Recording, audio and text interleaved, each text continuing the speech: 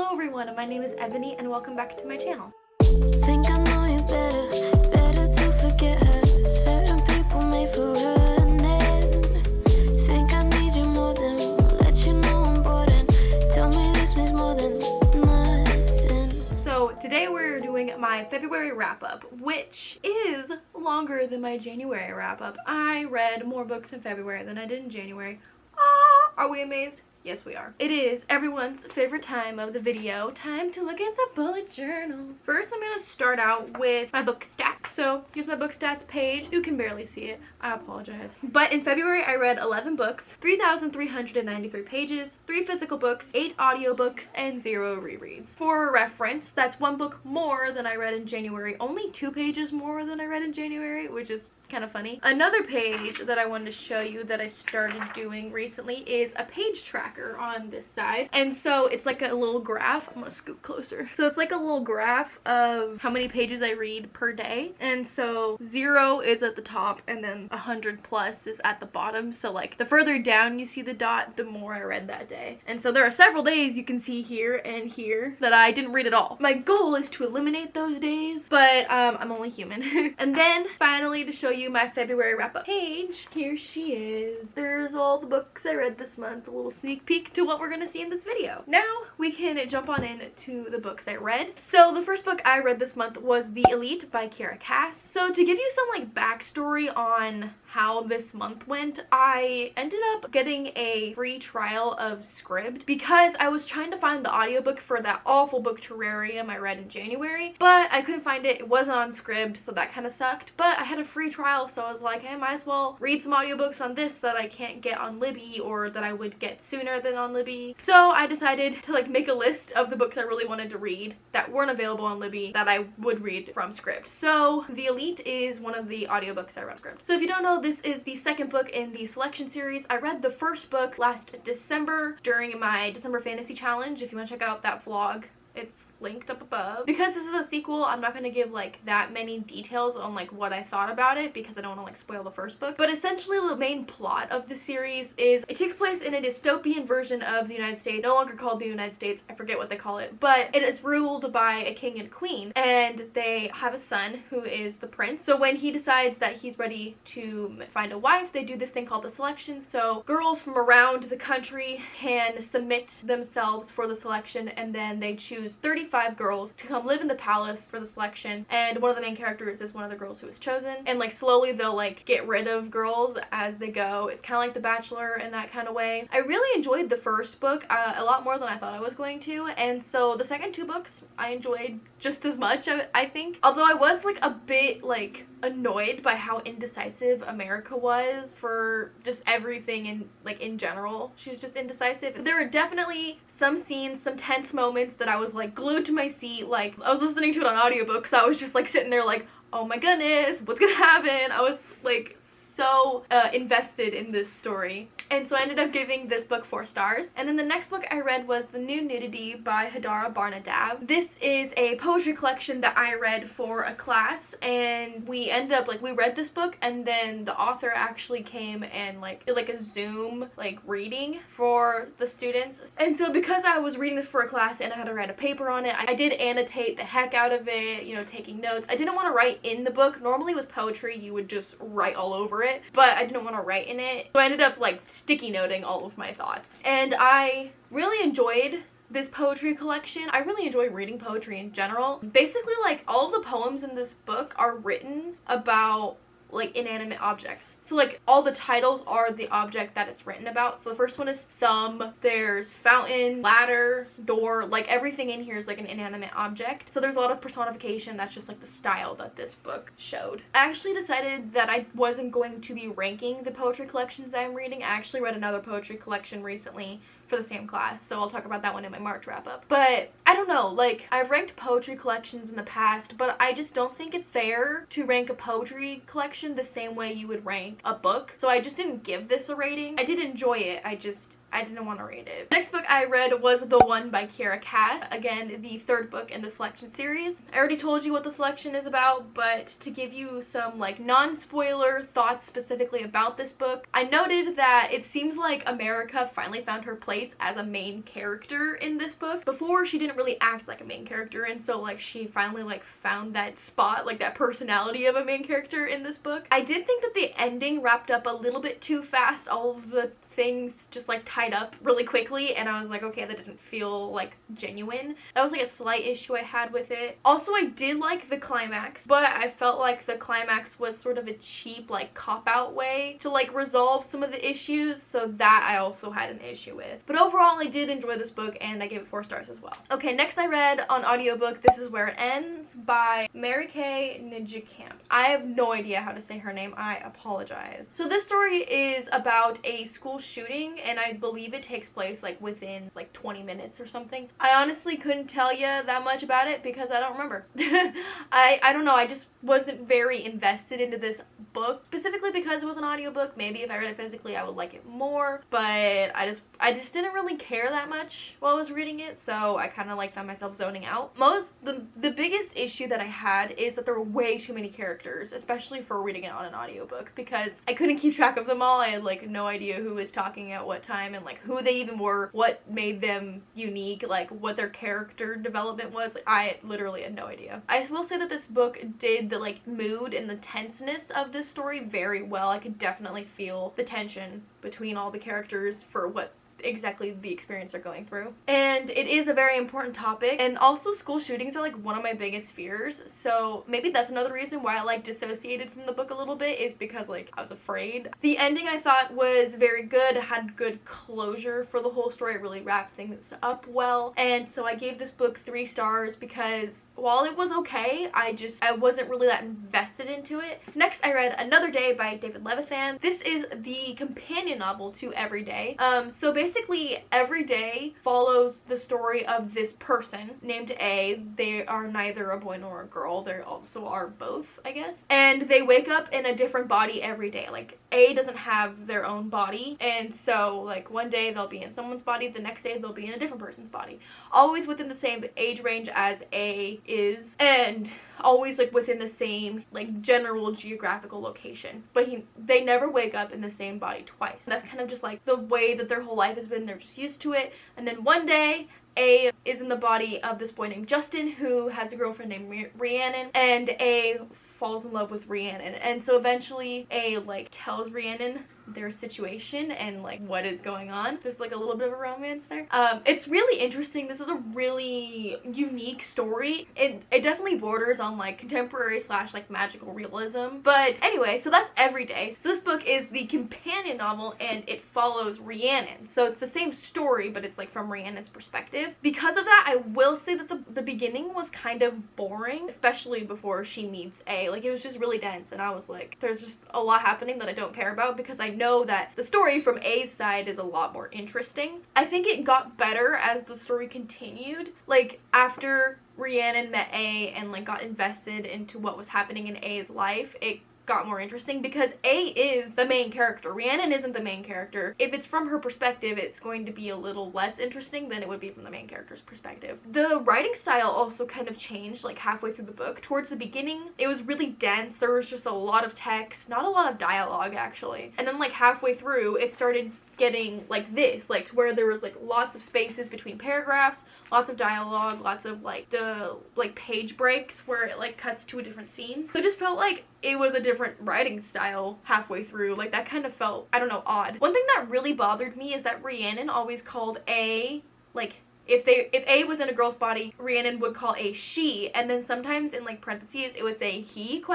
And like vice versa if A was in a boy's body. It just really bothered me. Like, just call A them. This book is only like 6 years old. It came out in 2015. So like they, them pronouns are a thing. Like, I don't understand why it was so hard for Rhiannon to call A they, them. Like, I don't get it. A told her they don't identify as a she or a he because they end up in both types of bodies, so like, why not call A them? There were even moments when when A would be in the body of a girl, Rhiannon would call a guy, like, and it really felt like it was perpetuating that like heteronormative standard of like a girl has to date a guy. Like, because Rhiannon is sort of involved with A has to be a guy. Like, it feels like this book doesn't represent where we are in society very accurately. So towards the middle of the book, I started getting really interested in the story, whereas at the beginning I was kind of bored. When things start like getting like heated and there's lots of tension, that's when it started to get interesting to read it from Rhiannon's perspective and see how she feels about those events that she experienced with A. One thing I did like about this book that Everyday didn't do is that you got to meet more characters. Like, Rhiannon had like a circle of friends that you got to meet, whereas in Everyday you really only knew A, Rhiannon, and Justin, and like one or two other like really minor characters. But in this one, like, other characters were more prevalent because like they're Rhiannon's friends. So like, I don't know, I just like that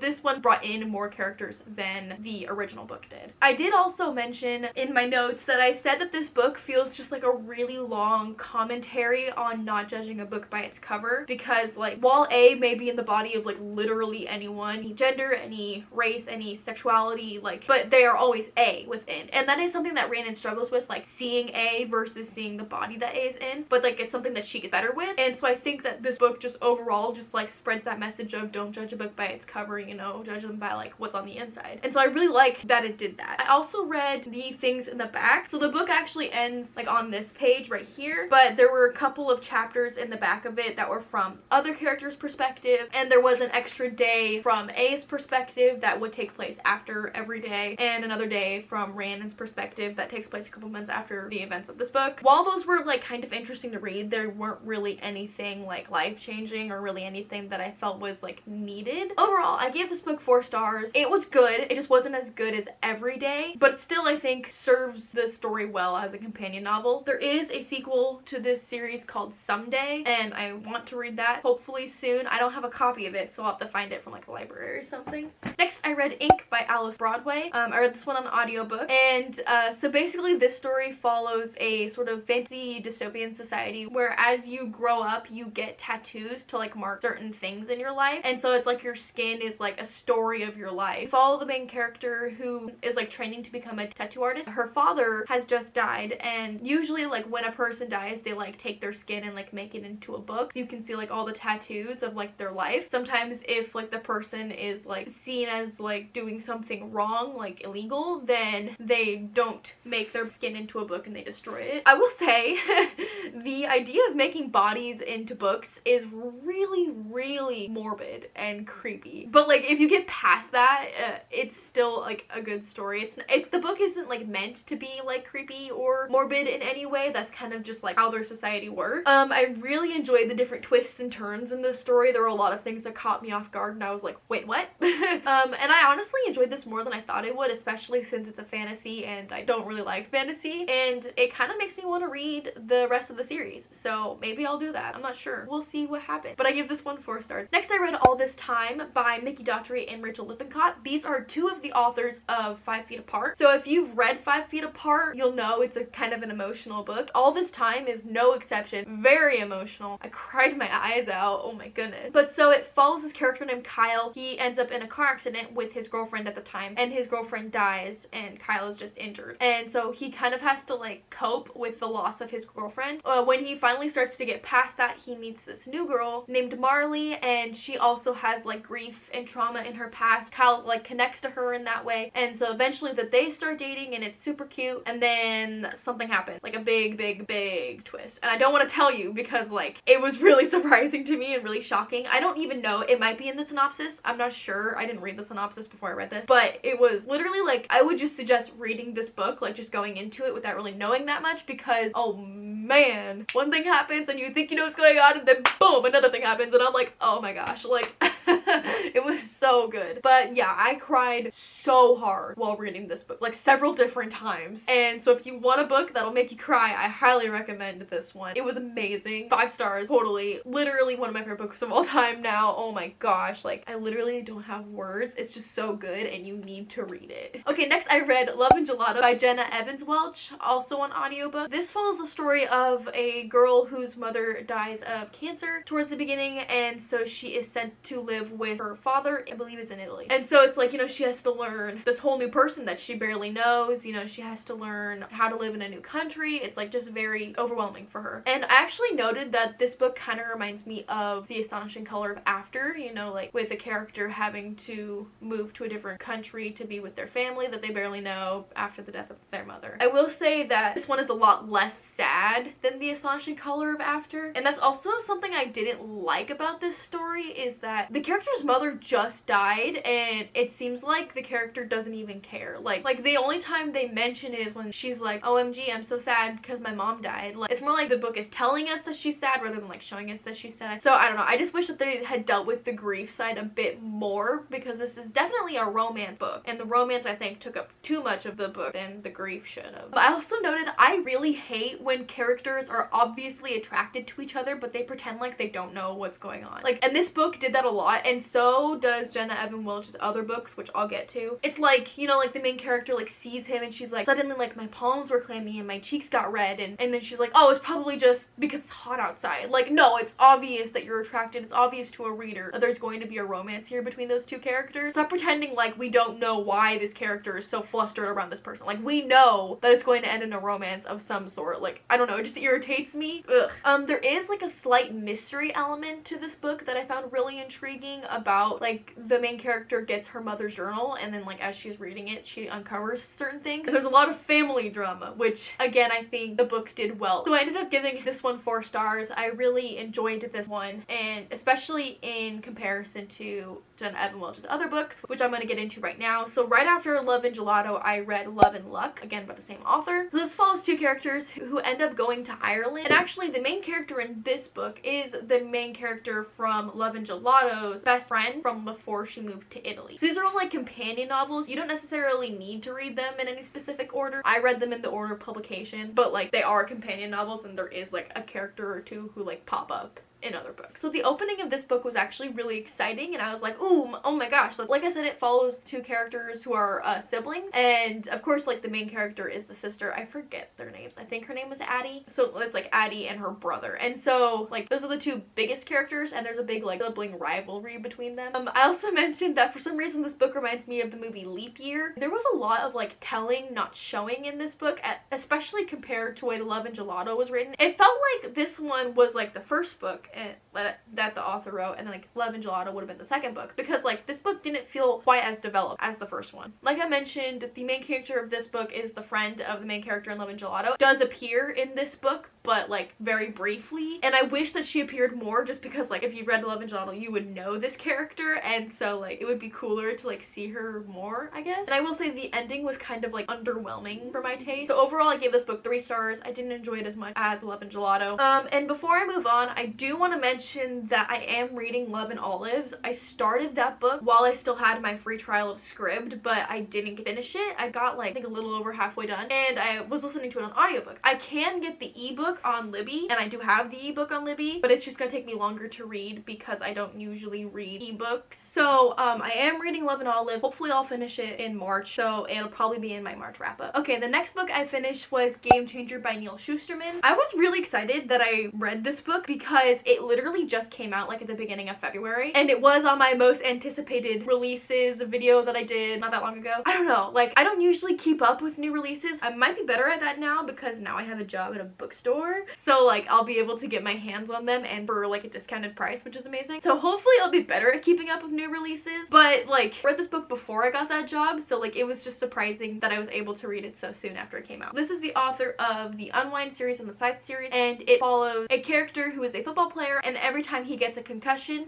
or a hit on the field, he is sent to a parallel universe. And that's a wild concept. I freaking love the idea of this book, so it was amazing. So I mentioned that it reminded me a lot of the Mandela effect. If you don't know what that is, basically it's when like a large group of people remember something a certain way, but it was never actually that way. And so one of the like hypotheses, or one of the theories about why things change and we remember them one way and it's not that way, is because we like switched over into like a parallel universe where like everything is almost the same, but like a couple of little things are changed, and we're like remembering the way it was in the past parallel universe. Of course, that's just a theory. Obviously, we don't have any proof that we're in a parallel universe to like where we started, but like this story really reminded me of the Mandela effect. I noticed that it was kind of weird the way it was written, because it felt like the character was like looking back on the events of the story and like telling you about it, because the character would be like, oh yeah, this would happen, but I wouldn't figure that out until later. So I don't know, it was just like an interesting way to narrate the story. It wasn't bad by any means. I actually think it worked really well for what the story was doing, but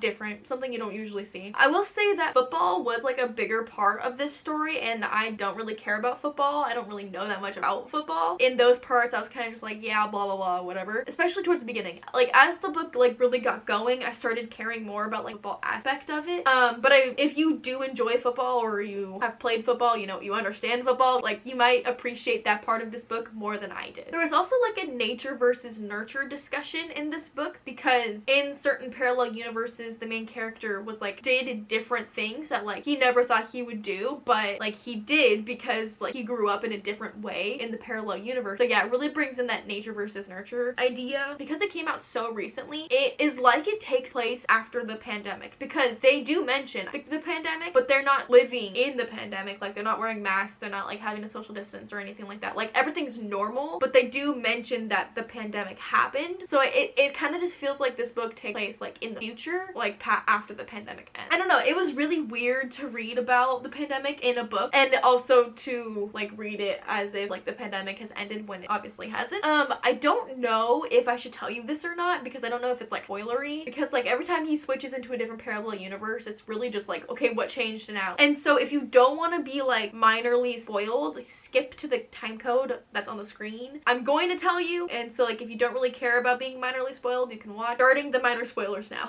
One of the parallel universes the main character goes into is where segregation was never eradicated. The main character is white, but like his school was like had like a very large majority of African American students, and when he gets sent into that parallel universe, his school is just all white, and one of his best friends, who is African American, doesn't even go to school anymore, like barely knows who he is, because segregation is still a thing. And so because he ends up in that parallel universe, there's a really interesting discussion about racism. Yes, he is a white male character, not a minority by any means, but he is still seeing how impacted people's lives are when you are a different race. Like something he really wouldn't have noticed that much of before in this parallel universe is now like really noticing it. And so I think that that's important to bring up for a reader to realize what the character is realizing. I thought it was well done. Take my opinion with a grain of salt. Spoilers are now over. Additionally, I think that the way this book was written, the way this book described moving between parallel universes was so exquisitely done. I don't know how you would write about parallel universes and like that space between them, but Neil Shusterman did it. It was brilliant. I don't have words. And so at its core, this story really feels like a privileged white boy who is put into the position of different minorities, whether that he's in the position or he just sees it through his life of seeing how his friends have been affected by being a minority, and he realizes how difficult it can be for all the minorities. You could promote like positive change because he realized. So yeah, overall, definitely one of my new favorites, and I gave this one 5 stars. Okay, the last book I read this month was Rainbow High by Alex Sanchez. This is the sequel to Rainbow Boys, which I read last summer. I did mention when I read Rainbow Boys that these books were published in like 2000. I think this one was maybe like 2001. Like these books are as old as I am. And so because of that, the representation doesn't feel very accurate. Of course, we've progressed quite a bit in 21 years. So like it doesn't feel like these things would happen, or like if they did happen, like there should be like major consequences to the people involved, which there aren't in this book. But also that's probably how it did happen 21 years ago. It was kind of hard to read knowing where we are now. So this book follows